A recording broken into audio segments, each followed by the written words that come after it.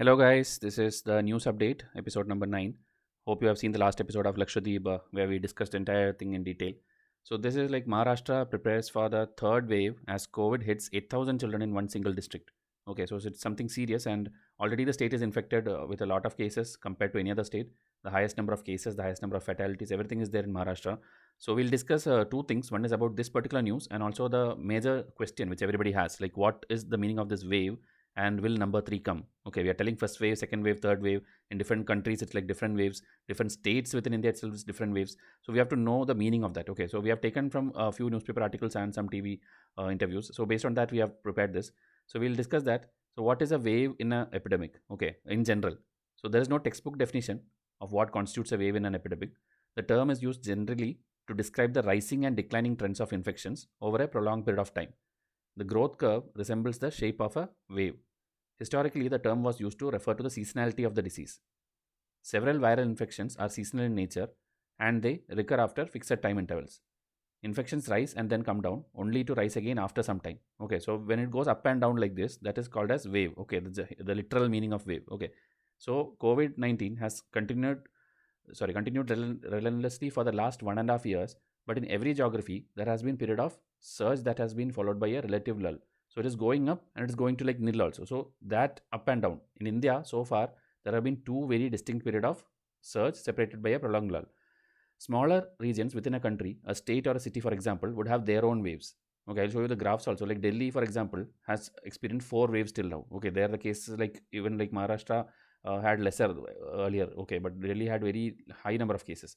So there were three very distinct peaks in the growth curve even before the current wave. While in states like Rajasthan or Madhya Pradesh, the growth curves had a much more diffused look until February, lacking a sharp peak. It would be difficult to identify distinct waves in such a situation. Okay, so some places you cannot understand because there is no sharp surge. Okay, so here if you are seeing four waves like in United States, India, and Delhi and Madhya Pradesh, four different types of waves you can see. Okay, here three successfully large waves. Okay, here successively. Okay, not successfully, successively. And in India, this two. Okay, the one and we took it lightly, and now we have this huge number of cases you can see here. Okay, 6th May, and Delhi, if you see like this up and down, it's like 3-4 times it's there. And Madhya Pradesh, if you see here, like this and then here, but the number of cases will be very less compared to other states. Okay, so every state will have their own waves. That is the point here. Now, the third wave currently under discussion refers to a possible surge in the case at the national level. The national curve seems to have entered a declining phase now after having peaked on May 6th. In the last 2 weeks, the daily case count has dropped to about 2.6 lakh from the peak of 4.41 lakh, while the active cases have come down to 32.25 lakh after touching a high of 37.45 lakh. Okay, so everywhere it's coming down, but that doesn't mean it's all ending. Okay, I'll explain again third wave. If current trends continue, it is expected that by July, India would reach the same level of case count as in February. That is before the second wave, how it was. Maybe we'll reach back there. Okay, maybe that's what we is being expected. If there is a fresh surge after that and continues for a few weeks or months, it would get classified as the third wave. Okay, after July, if it again surges, then it will be a third wave. In the meantime, states could continue to experience local surges, like it is happening in Tamil Nadu and Andhra Pradesh right now, or at a more local level in the districts of Amravati, Sangli, and few others in Maharashtra. That is the headline for today, where a single district is getting 8,000 cases. Okay, but as long as they are not powerful enough to change the direction of the national curve, they would not be described as the third wave. Okay, because it's a regional surge. Also, the more localized the surge, the quicker it is likely to get over. Okay, because it's not going out of that boundaries and it will peak there and end there itself. Although cities like Mumbai and Pune have gone through prolonged surges, there has been some speculation about the third wave being even stronger than the second. However, this is not something that can be predicted. Usually, it is expected that every fresh wave would be weaker than the previous one. Okay, this is the usual thing. After every wave, it will keep weakening. That is because the virus, when it emerges, has a relatively free run considering that the entire population is susceptible. During its subsequent runs, there will be a far lower number of susceptible people because some of them would have gained immunity. So that is why it's told like after each wave, because people will gain immunity, some will get vaccinated. So the virus cannot go and affect everyone. So it is usually considered that the fresh wave would be weaker than the previous one. This logic, however, has been turned on its head in India's case. When the number of cases began declining in India after mid September last year, only a very small fraction of the population had got infected. There was no reason for the disease spread to have slowed down, considering that such a large population proportion of the population was still susceptible. The reason for the 5-month continuous decline in cases in India is still not very well understood. Only reason it can be like people were not reporting the cases properly, people are not testing cases, so we thought like everything was going down. Okay, maybe that is the only thing we can conclude. Okay. And since the second wave was expected to be weaker than the first, many were fooled into believing that the pandemic was nearing its end. With the lessons learned in a very painful manner, there are now suggestions that the third wave might be even stronger. Gene mutations in the virus can alter these calculations. Okay, so we can maybe like third wave can be stronger, weaker, we cannot predict. Also, when new variants are coming now, Singapore style variant is coming, British has new variant, South Africa has another variant, hundreds of mutations are there. So maybe even if you are vaccinated, it may not work. Okay, the virus can mutate in many ways, in ways that it escape the immune responses developed in the already infected people or those vaccinated. Okay, now Maharashtra, the state worst hit by this pandemic. Okay, as of now, the numbers, if you see, recorded 66,000 fresh corona cases and 771 fatalities. Okay, I think it's yesterday's or day before yesterday's data. Now, still reeling under a deadly second wave of COVID-19, Maharashtra may witness a third wave of the infection. Okay, this is the today's news. In July, August, said the health minister there. Maharashtra is trying to be self-sufficient in terms of availability of medical oxygen by then.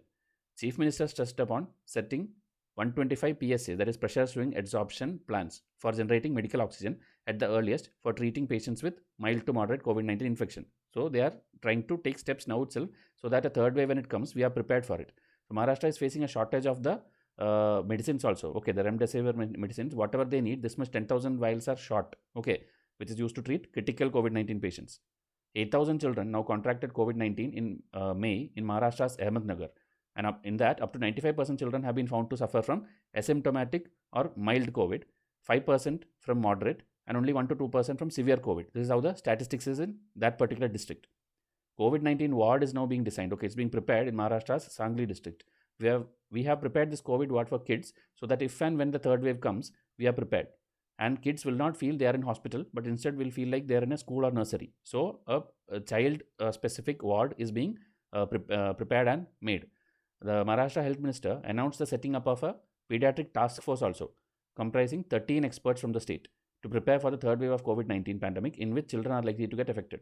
The third wave will hit children badly, but since they remain unvaccinated, preparations have to be made. This is by an expert or the task force member. Okay, like children below 18, they are not getting vaccinated now. Okay, so they can be badly affected, and so we have to be prepared for that. The state plans to increase the number of pediatric COVID beds to nearly 2,300 from the existing 600.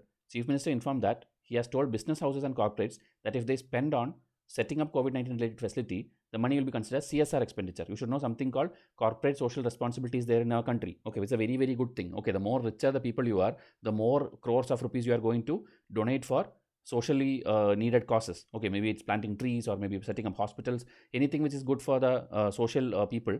This is done. Okay, so the richer the people, they will be forced to give. It's a mandatory thing in India. Okay, with the introduction of Section 135 in the Companies Act 2013, India became the very first country to have statutorily mandated CSR for specified companies. Okay, and there's a rule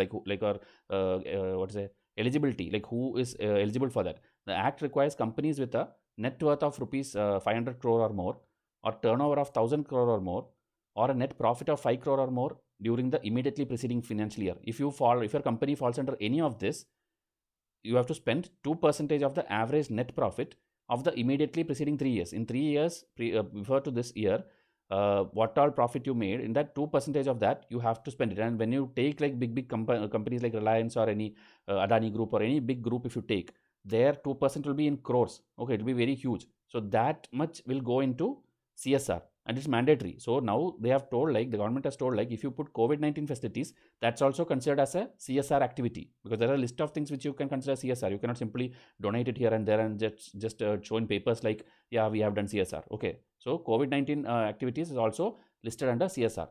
And the Chief Minister now in many parts of the state, especially rural areas, like the numbers are increasing. So they told they'll be tightening the restrictions in these places. While the places where positivity rate has gone down, some relaxation will be there, but still that doesn't mean you can do the mistakes which you did in the last wave. Okay, and in case of areas where the positivity rate is more than 20% or where occupancy of the oxygen beds available is more than 75%, restrictions imposed on May 12 will be in place in addition to some new rules. So the Chief Minister, Health Minister, everyone are trying to do their best. So hope it doesn't turn out to be disastrous and the third wave don't become very serious. So this is the update what we got from the different newspapers. So we'll try to bring in everyday updates for you. So please hit subscribe. I'll come up with the next video. Thank you and have a nice day.